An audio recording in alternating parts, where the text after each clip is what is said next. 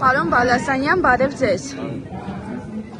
Անձամբ եք եկել Նիկոլ Փաշինյանին դիմավորելու։ Անձամբ եք, այսինքն, բայց որպես վարչապետ եք դիմավորում, թե որպես ՔՊ խմբակցության վարչապետի թեկնածու։ Որովհետև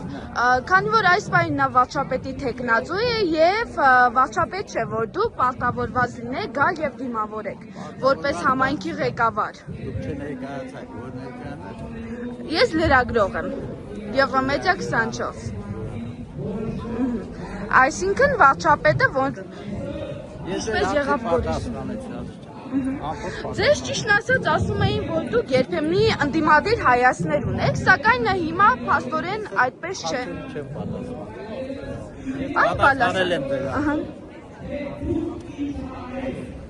Պարոն Բալասանյան,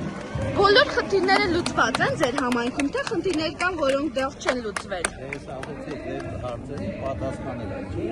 Չէ, այլ հարց եմ տալի համայնքի վերաբերյալ։ Այլ հարցերի կապված համեցեք,